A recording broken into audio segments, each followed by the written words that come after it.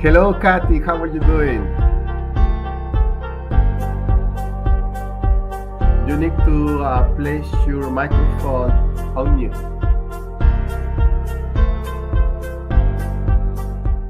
Phone.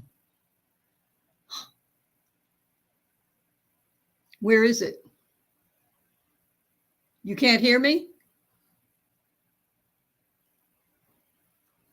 You heard me a minute ago. I can hear you now. Okay, good. All right. I was afraid that we had a problem. Oh no! Is that what fear means? Oh my goodness. We are going live now. Hello, everybody. To the people that are seeing this live or will see this live, um, we're going to talk today about fear. How to manage fear. How to manage fear. So I want to ask Kathy what's the definition of fear, It's and then we. probably different for each individual. For example, you may fear that you're going to fail an exam, or you may fear that we're going to have a World War III. You may fear that that person you've been dating doesn't really like you. So you're wondering what's going to happen. Or you have a situation that you're so worried about it and you're afraid of it. And people have fear of water. They have fear of flying. They have fear of public speaking. So there are different avenues of fear. What is your biggest fear?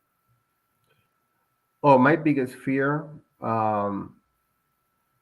That's a good question. I think my biggest fear is not able to be successful in all the goals that I have defined for my life. Although at this stage, I'm not looking, well, let's put it this way. My happiness is not tied to now to material things. Um, as far as I am able to provide for my family, for my kids. Um, but I think for me specifically, fear is our lack of capacity to deal with uncertainty Yeah, for me, that sounds good. right? And not understanding that life is uncertain brings suffering because then it provokes in your mind the emotional state of fear. For me, fear is an emotion, Mm-hmm. right? Yep. So, and fear is a low frequency um, signal that your mind is producing. Um, of course, as human beings, um, we know that fear is going to be there because, it's our nature to hear somebody that he does not have any fear will be for me something remarkable, right? Yet we have the power to overcome fear. And from a spiritual perspective, fear is the opposite of love. And when you are in a state of love, you are powerful. When you are in a state of fear, you are weak. You notice a lot of times that the news media tends to show things that create fear because it makes you easier to control. So, yes, sometimes we are definitely controlled, but I don't think that people realize. They think, well, being fearful of certain things is a healthy thing. I can understand that. I mean, you would be fearful if a lion were coming toward you, you'd run, wouldn't you? I would. So, in a case like that, being fearful makes sense. But when you live your life in fear, you forget how powerful your mind is. And with every thought you are creating, it's like the story of Job. Job praised God for all of the wonderful blessings he had, and all of a sudden, everything fell apart. And what did Job say? That which I greatly feared has come upon me. In other words, he was saying out loud, thank you, God, for my blessings. But what was he thinking? But something could go wrong. That which I greatly feared, I knew it. I knew it was going to happen. So your thoughts create your reality. And if people understood just how powerful their thoughts are, I can remember there was a time back in the early 1990s when my mortgage training institute was really, really slow because interest rates had gone up. And when rates went up in the mortgage business, people didn't come into the business. So naturally, my school suffered. And I spent a lot of time worrying about it, but I understood how powerful thoughts are. So I took advantage and took a trip my friend invited me to spend some time with her and her family in a small town in Texas. And on my return flight, I had to take a little, I call it a puddle jumper, maybe a 12-seater airline to the Dallas airport. And while we were flying, there was a terrible storm. I mean, that plane was rocking and rolling. I looked down the aisle and everybody had their white knuckles holding on for dear life. And I just sat there and I said, you know what, Lord, I'm not really afraid. I know everything's going to be okay. And it got kind of quiet. And it was as if two invisible hands literally took my face and turned me toward the window. And just as I looked out the window, the clouds parted and there was a rainbow. I saw a rainbow right in the sky, huge rainbow right there next to the plane. And I was looking around to tell the other people on the plane, you got to look. And I heard a voice say to me, no, Kat, this is for you. Everything is going to be okay. And you know what? The day after I returned to work, I got a call from a man in New York who had taken my course in Atlanta and moved back to New York. He was calling to beg me to come up there and teach HA training. And that opened up a whole new business for me. As a matter of fact, I ended up tripling my income that year. But what if I had remained in that state of fear? Since my thoughts create my reality, and I saw the rainbow and I heard the voice, I knew everything was going to be okay. And so my thoughts dictated the outcome. So this is why I always tell people, if it's something that you are fearing, let's say you're fearing a court date. I had a girlfriend whose company that she owned, her other partner was suing her. And every single time we talked, all she did was talk about, I just know I'm going to lose this suit. I'm so scared, Kathy. I fear, what if I lose it? And she would go on and on about all the things that could go wrong. Finally, I sat her down and I said, let me ask you a question. What is the perfect outcome? Well, what do you mean? What do you want to happen? You keep talking about what could go wrong. What could go right? What is the perfect situation for all parties involved? And it was like pulling teeth to get her to get a positive outcome for this situation. But when she was finally able to say, well, this is what I wish would happen, I made her repeat it. This situation is exactly how it goes in the court. If it is for everybody's highest and best good, thank you, dear God. It went exactly the way she stated. And I've often wondered, what if she had gone into that court fearing how it could go wrong? You think possibly it could have gone wrong? Totally, totally. So in my case, I will tell you something is, and just to reiterate how powerful our thoughts are. So you remember that I have this property 783 Cascade Avenue, right? Yep. And um, and I declare that that home will be sold um, by tomorrow. In fact, I was supposed to celebrate the selling of our home, of my home, 783 Cascade, tomorrow.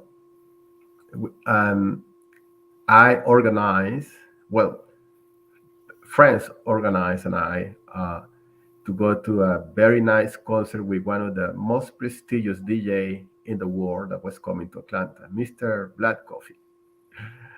And I took it for granted, right? It didn't happen. It didn't materialize. For instance, the concert was canceled. It was sold. Can you imagine that? You know, hundreds of people that were supposed to go to this concert, and nobody, went, obviously because it was canceled.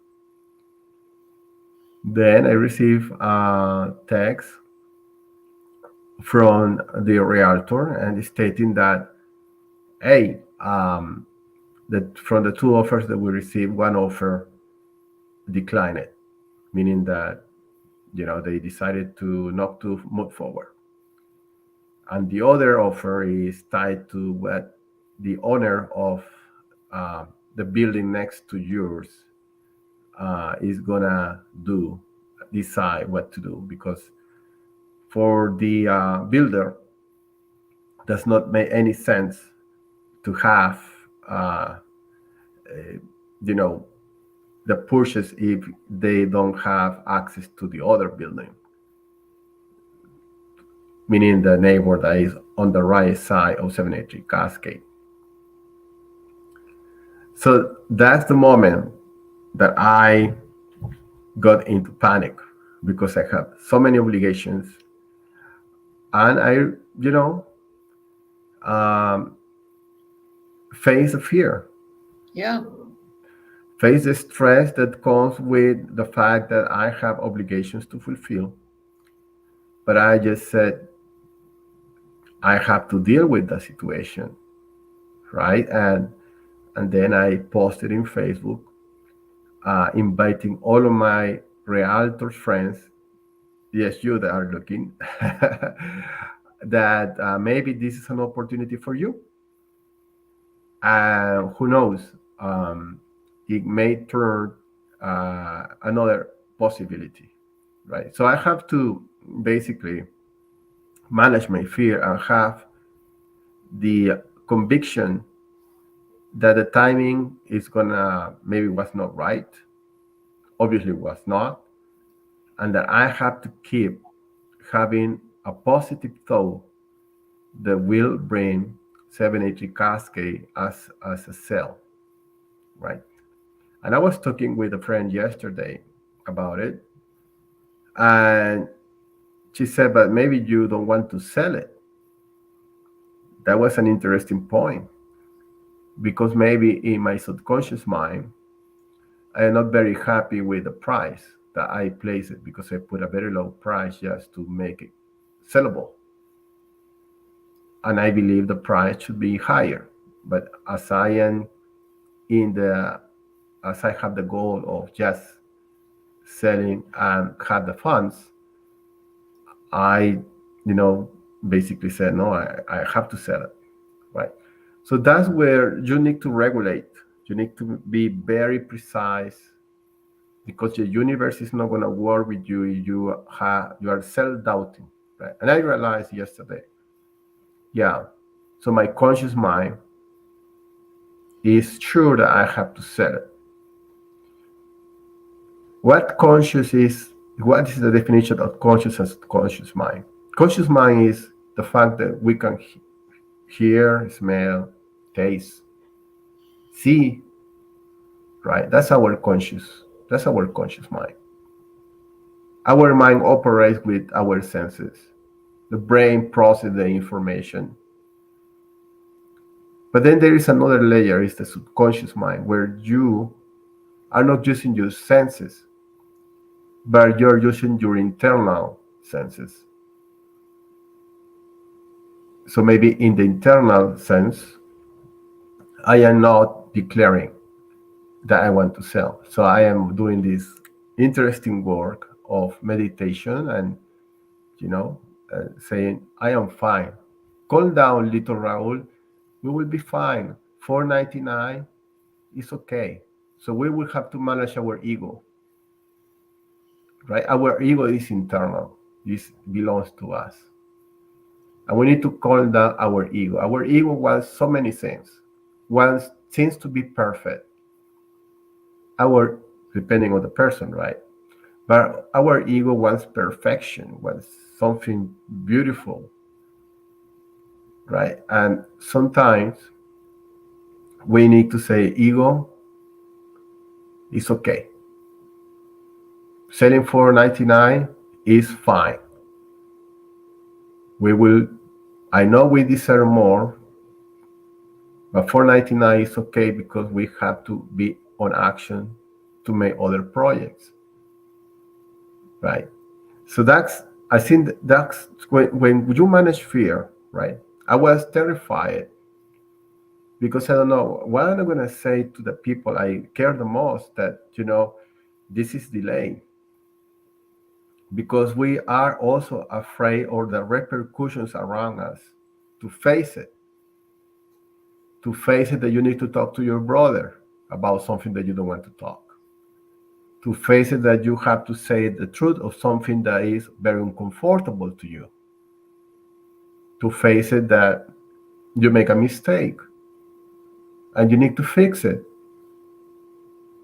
right? So all of those situations are around fear.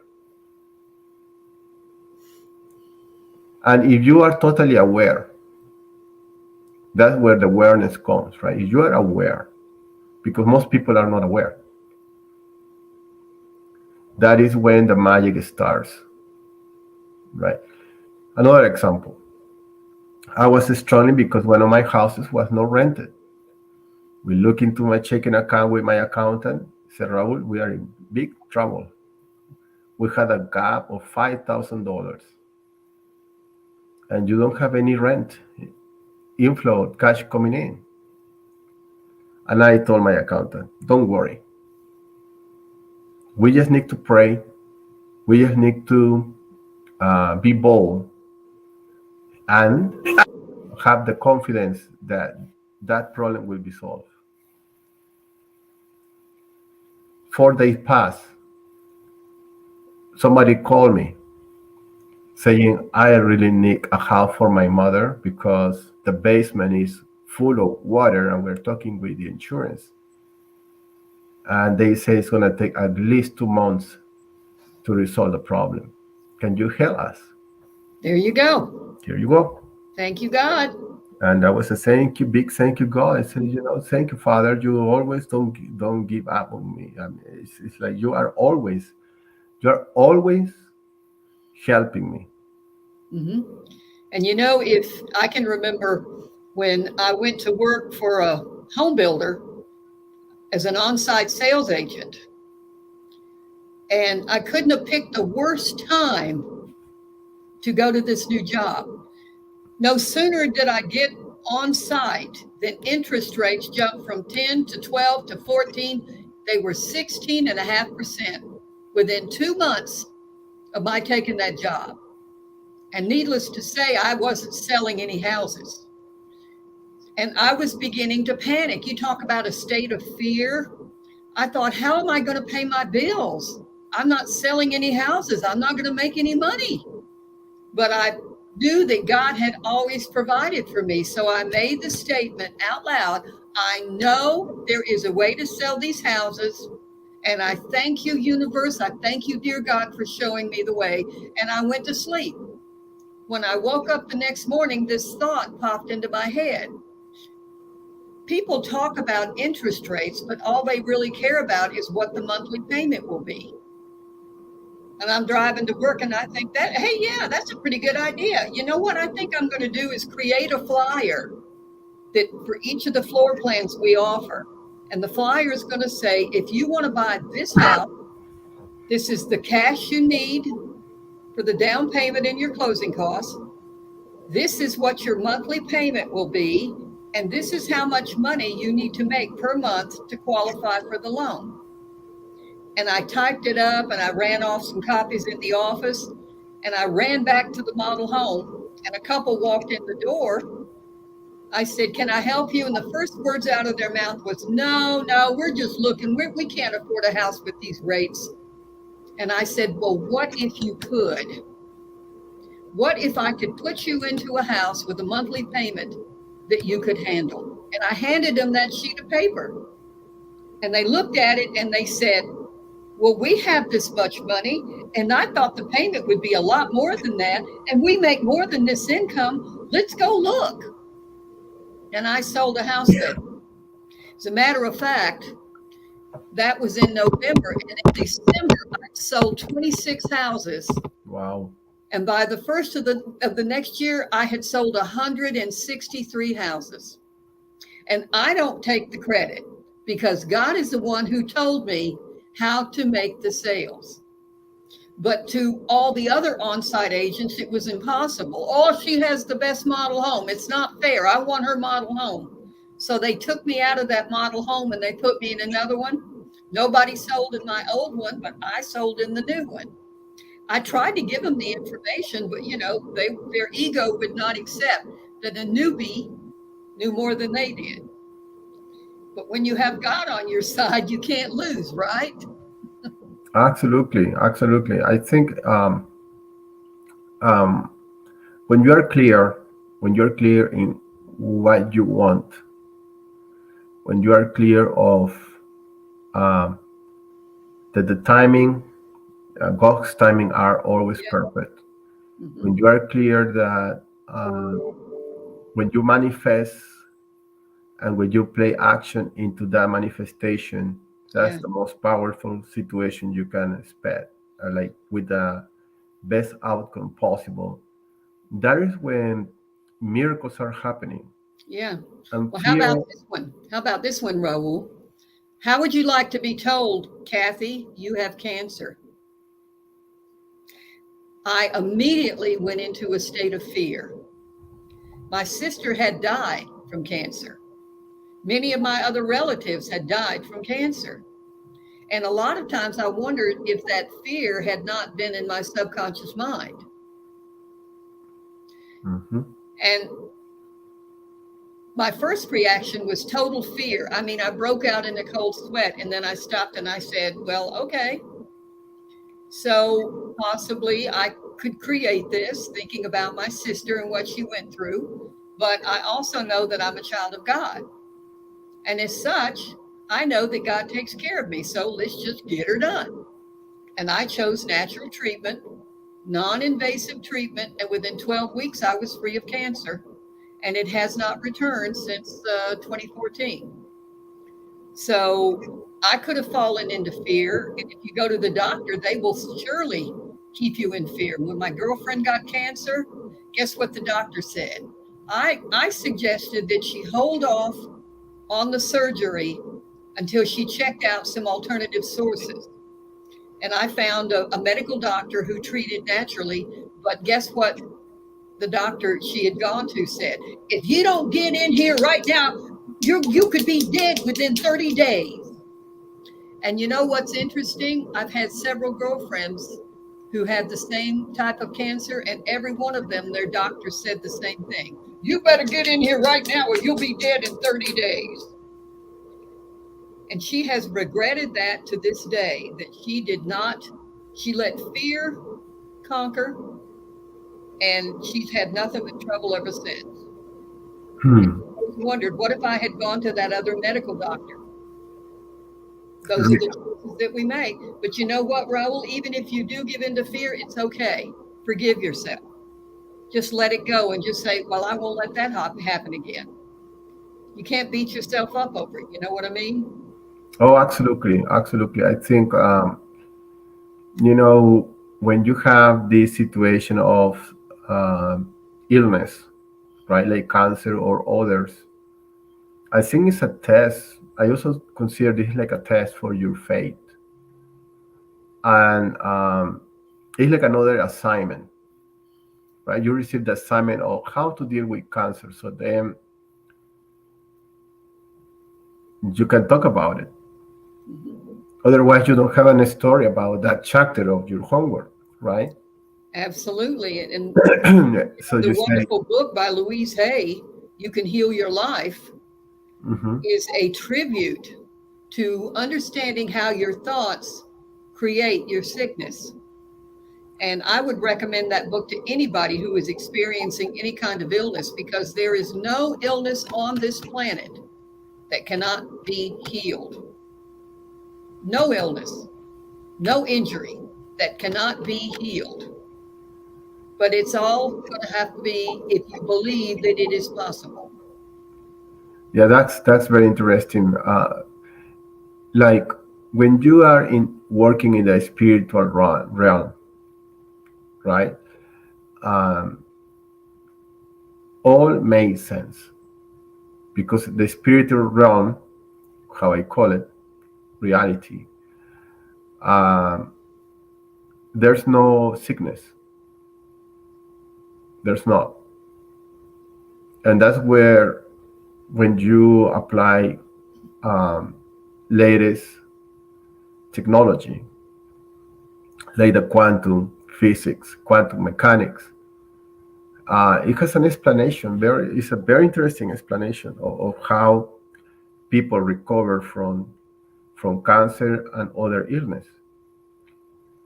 Um, fear is a frequency. It's a low frequency vibration. Yep. You are made of atoms, tiny particles, and then those tiny particles are vibrating through a frequency that you set up. All those tiny particles are linked to the source, which is the God, our celestial Father, right? And so when you apply this low frequency to fear, your atoms are like moving crazy because they are always moving, right? Mhm. But then when you're in fear, you put the emotion and then you hold those atoms. And there is a law that everything is always moving. Everything. So it's a natural law. Ow, my cat is wanting to play with me. Get out, kitty. Sorry about that. And so that emotional fear is what repercutes into these atoms, right? And then that illness is produced by the source of the fear. I'm going to die. And so it materializes, those atoms start to materialize in a specific illness that you are facing, right? That's right. And then when you do this kind of meditation or your belief of healing, love, appreciation, kindness, you start moving, you start detaching and let those atoms flow better because it's like you are speeding. Because love, appreciation are high frequency levels, and the higher the frequency, the fastest the movement of the matter, of these particles, of the energy, no, sorry, energy, right? And so that then it explains everything. Well, did you ever hear the book called Messages from Water? No, tell me about it. I can't remember the name of the professor who wrote the book, but he did experiments by taking a beaker of water and taping words onto the beaker of water. And then, and he would take one beaker of water. He would say, I love you. You're beautiful. Going to kill you. And look under the microscope at the different snowflakes that appeared in the frozen aftermath. And when he looked at the ones where he said, I love you, you're beautiful, the snowflakes are absolutely beautiful. And when he looked at the beaker with the frozen water where he said, I hate you, I'm going to kill you, all of the snowflakes were brown and disformed. They were all malformed. And he found the same thing with music. When he put the beakers in front of different sounds, like Mozart, beautiful snowflakes came out of the frozen water. When he did, what was it, rap music? Rap music is very low vibration. And then he looked at the snowflakes under the microscope and they were brown and distorted. So he said that your thoughts, which are words to yourself, because every word that you say, your subconscious mind is an order taker. And there's a wonderful book on that called The Power of Your Subconscious Mind by Dr. Joseph Murphy. Now, that book was written back in the 60s. He healed himself of cancer, but I like to go back and reread it every year. And one of the things that he discovered when people were sick was he tried to have them do positive affirmations. I am healed and whole and well, but it didn't seem to work because they didn't believe it. The subconscious mind, who is the order taker, didn't believe it. What he did find was when he had the patient say, every day in every way, I'm getting better and better. Now the subconscious mind could say, aye, Captain, I believe that. And he said the patients would get well. So he said, learning to talk to your subconscious mind is great, but you have to believe that it's possible. And of course, this is where faith comes in. If you trust in God and you say, I know there is a solution, even though you're freaking out. I mean, it's happened to me. I've been broken down on the expressway. My car stopped dead on the expressway, the 5 lanes, and I'm the 4th lane over, and my car just stopped dead. And cars were whizzing by me. You talk about fear. I thought I was going to get killed. I thought for sure somebody was going to hit my car. And I looked at my gas gauge and it was sitting on empty. I thought, how could my gauge be empty? I had a quarter of a tank before I left. But about then I looked in the rear view mirror and some guy with eyes this big realized, you better get out of the way. And I put my hands on the steering wheel and I said, dear God, you got to start my car or I'm going to get killed. And Raul, I took a deep breath. I turned the ignition and my car started. And I eased my way over to the next exit about 2 miles up and pulled into a service station. Back then, there was an attendant who helped you, and I told him to fill it up. And I saw him out of the side of my mirror, and he put the nozzle in, but then he looked down and he stopped and took it up back and hung it up, got down on his knees, came back up and said, lady, you have a hole in your gas tank. He said, I put gas in and it poured right out into the concrete. And he said, how in the world did you make it in here? I said, wow, it was a miracle, wasn't it? But wow. Can you imagine that kind of fear? And I actually drove 2 miles with no gas. So do I believe in miracles? Absolutely, I believe in miracles. Well, you're the miracle queen. Remember. I am the miracle queen, but I am the miracle queen because I have faith that God always takes care of me. No matter how desperate your challenge is, God will never give you a challenge that cannot be overcome. It is impossible. And God gives you the resources, but it's also a free will planet, Raul. If you don't ask, you don't get. So that's the main thing people need to realize. Just make the statement. I know there's a solution to this problem, and I thank you, universe, for showing me the way. Yeah. So universal law is wonderful when you start understanding universal law. Yeah. Universal law of cause and effect. That's one, right? Hmm. Uh, that's a very powerful one. Uh, Universal law of love and kindness. It's powerful, right? Um, the universal law of um, I think there are like 8 universal laws. I'm gonna start reviewing this for our next. You know, I did a course on the 12 primary universal laws. okay. I think that will be the topic for our next discussion. Hmm. And I When we, can offer that. I can, anybody who wants the course, I can give it to them. Just you get their information and I'll email it to them. yes, that will be wonderful. But I think we can provide like the cherry on the cake. Absolutely. And you Um, know what's really interesting also? Let me give you another example. Because you talk about the law of cause and effect, what you put out comes back to you. A friend of mine graduated from massage therapy school and he was unable to get a job. And he was really, really getting scared because he had bills that he had to pay and he didn't know what to do.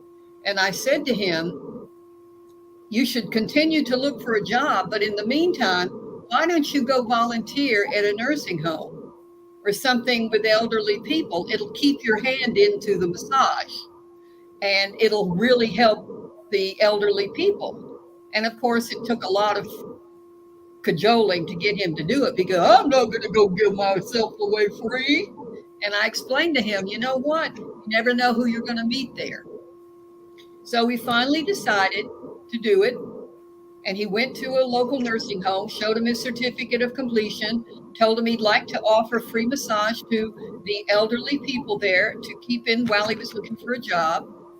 And the kids of the elderly people who came to visit started asking him to do massages for them. And the next thing you know, he had a whole big clientele there, and they ended up hiring him permanently.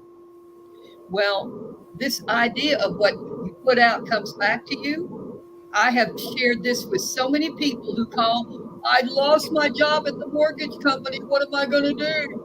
Pick the company you want. Tell them you'll work for free. What? I'm not going to work for free. So what do you have to lose? You're not doing anything anyway. It'll keep your finger in the business. Every one of them got hired. So it's a universal law that really works. What you put out comes back to you. What if you want a loving relationship? What if you can't find one and you're getting discouraged? Go out and give love, whether it's working for let's say newborn babies. If you want to have a baby, maybe you could go to the hospital and volunteer with the newborn babies, maybe work with the animal shelter, maybe work with elderly people. But the more love you put out, your entire energy shifts. And now you begin to attract love. And I've seen so many of my friends that I finally convinced to go volunteer somewhere end up with a loving relationship. So what you fear, you manifest. Oh, I can't find a loving relationship. And what does the universe say? Okay, we'll make sure you don't find one. But when you give love, the universe will respond accordingly. that's true. That Universal laws, they're immutable. They'll work either for you or against you. yeah, I strongly believe on that too. The Hmm. cause and effect, that natural law. I think what we can do in our next webcast is to talk about you know you say 12, right? I Yeah. hear 8, but I will check. But 12 is fine, and we can talk the three first ones and the other three, and so and elaborate in what those are? I actually have a PowerPoint for that. Okay, so we can, do like a mini course, and whoever hears these um, sessions, and if they want to get deeper into that, they can work with us in a very private sessions, Hmm. and we can help them. Um, and so I am so honored to provide this service, um, because it's like we have devoted our time being servants, right? And you know, regardless of how many people will connect or will connect, um, we are here to serve, Yes. and and I am blessed to have this opportunity with you, Kathy. I know, isn't it wonderful? It's wonderful because we are just throwing a very positive vibration outside, of our life, we share, and hopefully the we will help somebody that is curious about this. Yeah. And I have 100% confidence that the message will be delivered. People have no idea how powerful they really are, Raul. Every soul on this planet is a very, very powerful being. They just need to wake up. Yeah, yeah. And be bold, life will strike you a lot of stones thrown to you, and don't be afraid. Just, Yeah. be ready. Yes, you need to be ready, Hmm. to the obstacle, the circumstances. um if you need to apologize, just apologize. If the people doesn't accept your apology, well, that's their free will, and then you keep going. But never be afraid. Don't walk in the fear vibration, That's right. right? And just keep going. With Just that being, remember, in a state of fear, you are weak. And when you release that fear and say, I know there is a solution to this problem, that's when you step into your power because the solution to your problem will come to you as long as you make that statement. There, I know that there's a solution to this challenge, this problem, and I thank you, universe, thank you, God, for bringing me the solution. yeah, And be prepared when it comes to you. absolutely. I think the more also the not just to understand the universal laws that we are gonna be developing, um, but also to have awareness where you are, or where you are. And you cannot measure this with your five senses. It's an internal scanning, right? And then you see it and say, okay, that's where I am. Okay, accept that where you are, no blame, just there I am there. Yeah. Okay, and be loving with where you are right now. No Yeah, keep. and that's very, very important, Raul, because I spent a lot of years beating myself up for mistakes that I made, and yet that's why we're here. Earth is where you come to make mistakes because soul growth comes from working through mistakes, not when Yeah, you're living a perfect life. So we need to give ourselves a little break here. You know what I mean? yeah. Put myself in an example where I am right now. I do, and I am tuned for a loving relationship. The truth is that I am not ready. I am not ready because I think I have, and that took me an awareness, right? If I want a serious relationship, meaningful for me, uh, I am not fully ready. I am working on it, Hmm. but for me to feel fully ready is like resolve some fundamentals. Some I need a baseline. The baseline for me right now is the imbalance of the financial situation, right? So if I want to have a meaningful relationship, I need that small detail, because it's a small detail, it's not big. Hmm. Because no matter what, I know I will be great. That's I, right. I have the confidence, but it's just the timing, right? But that brings an awareness, because otherwise I will just jump into a relationship and I know what I can offer financially to the other person. Do I want to be a burden? Do I want to bring my own baggage to them? Probably it's not a good idea, right? But another thing, I will erase bad, because bad is like the handbrake. So never use bad, because your words are powerful. Yeah. And I'm not saying that I am 100% right. Could be mistaken too, because you never know who you will cross paths, right? Maybe there's another person that doesn't need my financial stability to operate. But that is the magic. Is the frequency of the other person with my frequency, how they are gonna latch, right? But from my heart and from my me, the awareness that I have is that I have that detail that needs to be worked out.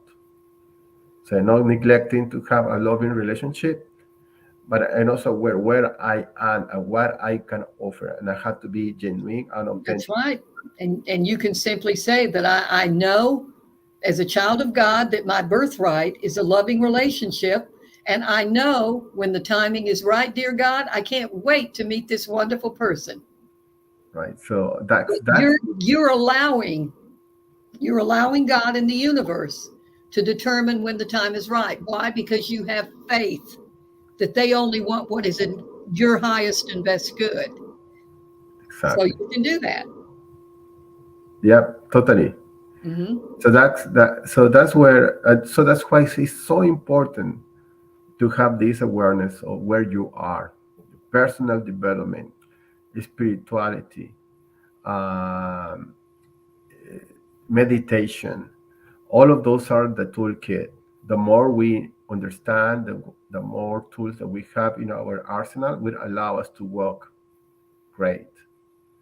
You know, just to finish, I hear and hear from many people fear of dying, the fear of dying, right? And I think it's a very touchy subject, because we have lost beloved ones, right? I lost my mom 2 years ago. Um, and then I have, while I was in meditation, I saw my son lying, lying somewhere, like he was dying too, right? So when you learn, when you learn that whatever the outcome is, my mom already transcended, right? My son, I love him with all my heart, right? And every day I am sharing time with him. But when you understand that, that it has to be a detachment, not to say that you don't love your son or your daughter, but they are beings that came to planet Earth with a mission. And you have your mission too. I have my mission, and you too, Kathy, right? Everybody has homework to do. Hmm. We just need to let those things fulfill. And if somebody from us is going to depart before or after, it's because the contract said and you accepted when you were born here that that's how long you're going to stay here. And people do need to understand, Raul, that no soul leaves this planet until they decide. Hmm. We hear a lot of people talk about he died too young or she was so young. They accomplished what they came here for. Possibly they were highly evolved souls who needed just a couple of things that they need to finish out. Yeah. And so, but also as a human, like I was talking my own experience when I was doing that meditation, and I have this flash. I didn't touch it though. It just like a movie. Okay, I said it's just to have the confidence that live the present, give all the love that you can to this person, and let things go, because God always know what is best for everybody. Yeah. So I don't live in the state of fear. I saw that maybe that means a lot of things. It doesn't mean that maybe he's dying. Maybe he's just going from being a kid to a teenager. Maybe he's changing his way of being to another. Leaving the old one to be the new person. So we don't know. So That's right. don't I didn't race into conclusions, but that took me time to understand it, because the first thing that I got is fear, that emotion. But then I was aware. It took me a day to process, to be honest. Yeah. Then I understand it. It's like I was receiving information about, don't worry about it, don't panic. That is not happening. That's not happening. And eventually that happens. You have the tools to see, okay, Yeah. accept the outcome and keep going, because we are, eternal. But I will say to all parents that have lost their children, their kids, that they are fine. You don't need to worry about it. You need to keep going. Life is wonderful, and It really is wonderful, Raul. And maybe this maybe this will help anybody who is listening.